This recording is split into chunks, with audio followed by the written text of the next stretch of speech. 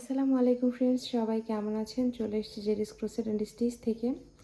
আমার ইউটিউব চ্যানেলে আমি কতগুলো হাফ বডি দিয়ে সুতি কাপড় নেট কাপড় লাগানোর ভিডিও চ্যানেলে আপলোড দিয়ে রেখেছি। তো সেই ভিডিওগুলোতে কিছু আপু কমেন্ট করেছে কিভাবে গলার নেক দিয়ে গলার নেকের সাথে সুতি কাপড় জোড়া লাগাতে হয় সেটার জন্য। তো এর জন্য আজকে আমি সেসব আপুদের স্পেশাল রিকোয়েস্ট রক্ষা করতে আজকে হাজির হলাম। কিভাবে একটা নেক দিয়ে সিম্পলভাবে খুব সহজে সুতি কাপড় জোড়া লাগিয়ে একটা সুন্দর জামা তৈরি করবেন। তো এই নেকটার ভিডিও অলরেডি আমার চ্যানেলে আপলোড দেওয়া আছে, আমি লিঙ্কটা ডিসক্রিপশন বক্সে দিয়ে রাখবো। আর এই ফুলটার ভিডিও আমার চ্যানেলে আপলোড দেওয়া আছে, আমি সেটাও ডিসক্রিপশন বক্সে দিয়ে রাখবো। তো চলুন কথা না বাড়িয়ে শুরু করি। কিভাবে সুন্দর এই নেকটা দিয়ে আমি কিভাবে এত সুন্দর একটা জামা খুব সহজভাবে অল্প সময়ে তৈরি করলাম।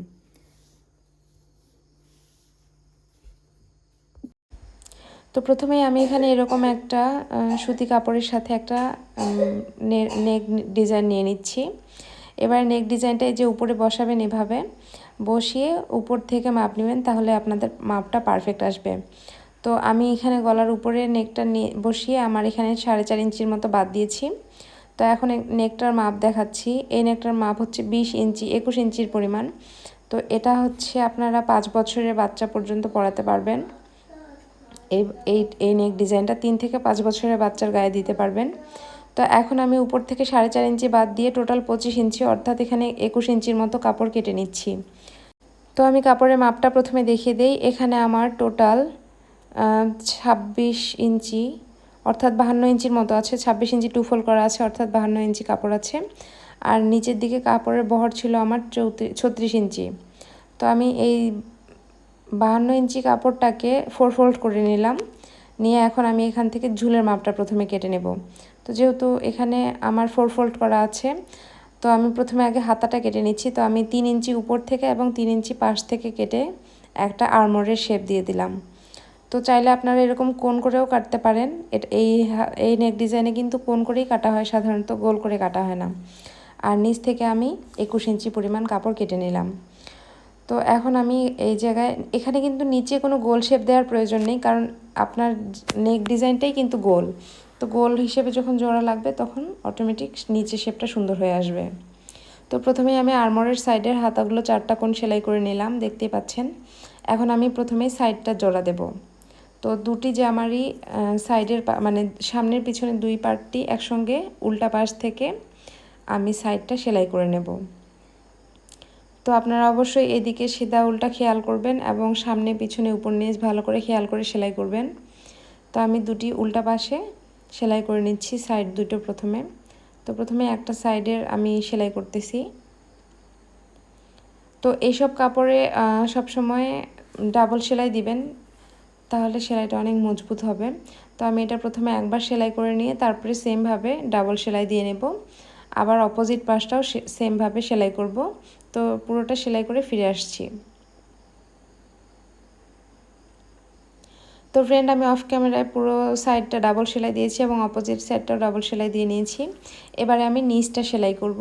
তো নিচটাতে আপনারা যদি কোনো ডিজাইন কুশি কাটা দিয়ে কোনো ডিজাইন করতে চান, সেই ক্ষেত্রে করতে পারেন। আবার অনেকে লেস লাগায়, সেটাও করতে পারেন।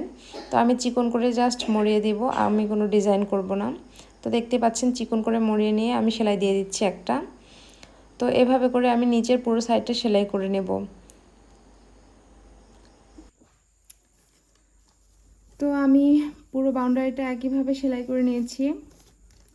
এখন আমি যেটা করব, এখন এই নেকটা আমি এই কাপড়ের সাথে কিভাবে জয়েন্ট করব সেটা দেখাবো। তো আপনারা চাইলে এটা ইঞ্চি ফিতা দিয়ে মেপে নিতে পারেন। যেমন সাধারণত আমরা এদিক দিয়ে 4 ইঞ্চির মতো রাখি হাতার সাইডে। তো এখানে আপনারা 2 ইঞ্চি থেকে 3 ইঞ্চি নেবেন। আর বাকিটা যেহেতু এখানে আর্মর হিসেবে কাটাই আছে সাইডে, এই যে এখানে যেহেতু আমি আর্মরের জন্য হাতা কেটে রেখেছি, তো এটার জন্য এখানে 2 ইঞ্চি হলে আহামরি খুব বেশি প্রবলেম হবে না। তো এর জন্য খুব অল্প পরিমাণেই ফাঁকা রাখবো, বেশি হাতার জন্য বেশি ফাঁকা রাখবো না। আর সামনের দিকটা বেশি ভরাট করলেই ভালো লাগে, যত বেশি উঁচু করে দেওয়া যায় ততই সুন্দর দেখা যায়।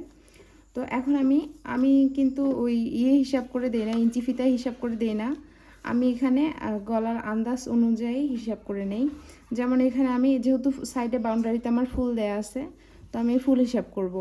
তো আমার এখানে টোটাল কয়টা আছে? 1 2 3 4 5 6 7 8 9 10 11 12 13 14 15 16 17 18 19 20 21 22। তো আমার এখানে টোটাল 22টা আছে। এখন আমি এটাকে একটা হাফ করে মিডল পয়েন্ট বের করব প্রথমেই। তো এই যে এভাবে আমি হাফ করে এই যে মিডল পয়েন্ট বের করে ফেললাম, এটা হচ্ছে আমার মিডল পয়েন্ট। তো এখন 4 ভাগ করব, 4 ভাগ করে আমি হাতাটাও বের করব। তো এই যে এটা হচ্ছে আমার হাতার পয়েন্ট। তো এখন হাতার পয়েন্ট থেকে ধরে আমি শেপ নিয়ে আসবো গলাটাতে। তো এখন এই যে দেখুন, এটা আমার যেহেতু মিডল পয়েন্ট হয়ে গেছে, তো হাতার জন্য আমি কিভাবে রাখবো, এই যে নিচের দিকে একটু খেয়াল করুন। আমার এখানে নিচের দিকে 1 2 3, এপাশে আমি 3টা নিব, এপাশে 1 2 3, এই পর্যন্ত নিলে আমার কিন্তু এটা পারফেক্ট লাগবে। তো আমি 3টা করে 6টা নিয়ে নেব পিছন দিকে, তাহলে আমাকে সেই হিসাবে সামনের দিকেও 6টা নিতে হবে। তো পেছনে যদি 3টা নেই আর সামনে 6টা নেই, তাহলে আমার এই সাইডে কিন্তু হিসাব করলে দেখেন আর মাত্র 10টা থাকতেছে। 6 6 12টা হচ্ছে, তো আর 10টা থাকতেছে। তো যেহেতু 10টা থাকতেছে, সেহেতু আমি হাতায় 5টা 5টা করে 10টা ফুল নিব। আশা করি আপনারা বুঝতে পেরেছেন। পিছনটা যখন আমি হিসাব করব, তখন আমার টোটাল হিসাবটা চলে আসবে। পিছনে 3টা করে 6টা যখন হলো, অতএব আমাকে সামনেও 6টা নিতে হবে। আর 6 6 12টা হলো, আর আমার এখানে ছিল টোটাল 22টা, তার মানে আমার 10টা বাজতেছে ফুল। তো 10টাকে আমি 2 ভাগে ভাগ করে 2টা হাতায় 5টা 5টা করে দিয়ে দিচ্ছি। তো চলুন এখন আমি লাগানোটা শুরু করব। তো আমরা যেটা করব, প্রথমেই যে কোনো একটা সাইড থেকে শুরু করব। আর যেহেতু আমি এখানে কাউন্টিং করেই নিয়েছি, অতএব আমার এখানে সাইড থেকে শুরু করতে প্রবলেম হবে না। তো এই যে আমি হাতার একটা সাইড থেকে শুরু করলাম, আর এখানে আমি পিছনে, যেহেতু পিছনে একটা সাইডে 3টা রাখবো, অতএব 1 2 3, আর হাতায় রাখবো 5টা, অতএব 1 2 3 4 5, অর্থাৎ টোটাল 8টা বাদ দিলাম। বাদ দিয়ে তারপরেরটা থেকে শুরু করে আমি 6টাতে কুচি দিয়ে নেব। তো আপনারা একটু খেয়াল করলে দেখতে পাবেন, আমার এখানে কিন্তু দুই রকমের সুতা। যেহেতু আমার নেকটা হচ্ছে পিঙ্ক কালারের, আর আমার কাপড়টা হচ্ছে অ্যাশ কালারের, তো কাপড়ের সেলাই সবসময় নিচে সুতা দিয়ে নিচে পড়বে, নিচে সেলাইটা যেহেতু কাপড়ে লাগবে, এজন্য আমি ববিনের সুতাটা অ্যাশ কালার নিয়েছি, আর সূচের সুতাটা পিঙ্ক কালার নিয়েছি, কারণ সূচের সুতাটা উপরে নেকটার উপরে পড়বে। তো আপনারা এই জিনিসটা অবশ্যই খেয়াল রাখবেন, কারণ এটাতেই কিন্তু অনেক সময় সৌন্দর্য ডিপেন্ড করে। আপনারা যদি সেম কালারের সুতা দিয়ে দুইটাই করতে চান, সেই ক্ষেত্রে কাপড়ের সাথে মানে নেকের সাথে অনেক সময় সুতার ম্যাচিং নাও হতে পারে, তো জিনিসটা দেখতে খারাপ লাগবে। আশা করি বুঝতে পেরেছেন। তো এখন আমি এখানে কুচি করে নেব। তো আপনারা কুচিটা হিসাব অনুযায়ী করবেন। তো আমাকে যেহেতু 6টার মধ্যে এই মানে 6টা ফুলের মধ্যে এই টোটাল কাপড়টা দিতে হবে, তো সেই হিসাবে আমি একটা আন্দাজ পরিমাণ মতো করে কুচি করে নেব।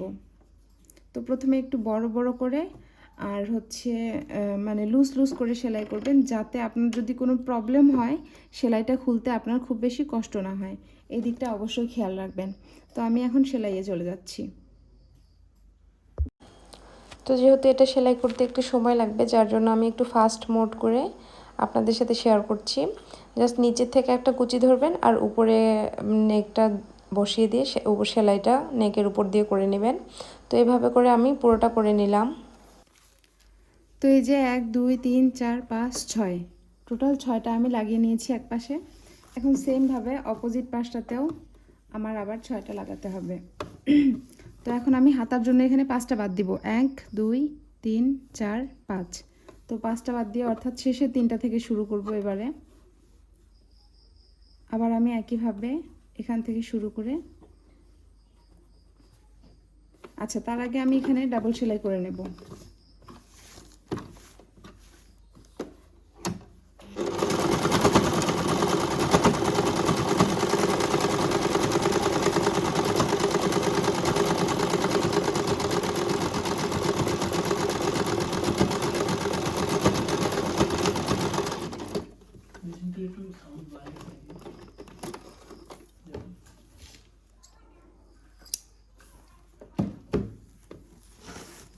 তো এই যে হয়ে গেল, দেখতে পাচ্ছেন কত সুন্দর হয়েছে। এবারে আমি সামনের পাশটা পিছন পাশটা লাগাবো। তো এই ফিতাটা খুলে দিচ্ছি আগে।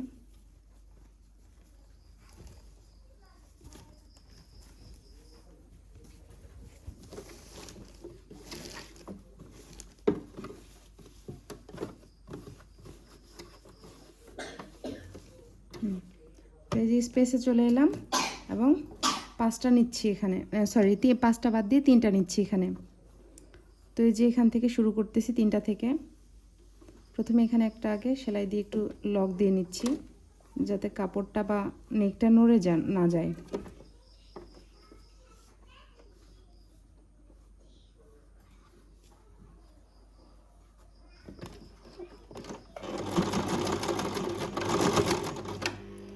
তো এই যে লক দেওয়া হয়ে গেছে, এখন আবার আমি কুচি করে জোড়া দিয়ে দিচ্ছি। তো আবার আমি একইভাবে নিচের দিকে কুচি করতেছি এবং উপর থেকে নেকটা বসিয়ে নিচ্ছি, নিয়ে সেলাই দিচ্ছি। এবারে এটা যখন শেষ হয়ে যাবে এই মাথাটা আমি জোড়া দিব। তো মাথাটা প্রথমে ওই নেকের অপোজিট মাথার উপরে বসিয়ে আগে একটু ভালো করে সেলাই করে নিলাম। তো এই যে একইভাবে আমি পুরোটা সেলাই করে নিয়েছি এবং এখানে আমি ডাবল সেলাইও দিয়ে নিয়েছি। তো সেলাইয়ের পর জামাটা দেখতে এরকম হলো। এই যে এটা হচ্ছে সামনের পাশ। আর এখন আমি এখানে একটা ছোট ফুল লাগাবো দেখতে সুন্দর লাগার জন্য। তো ফুলটা লাগিয়ে তারপরে আপনাদের সাথে শেয়ার করছি জামাটা কীরকম হলো।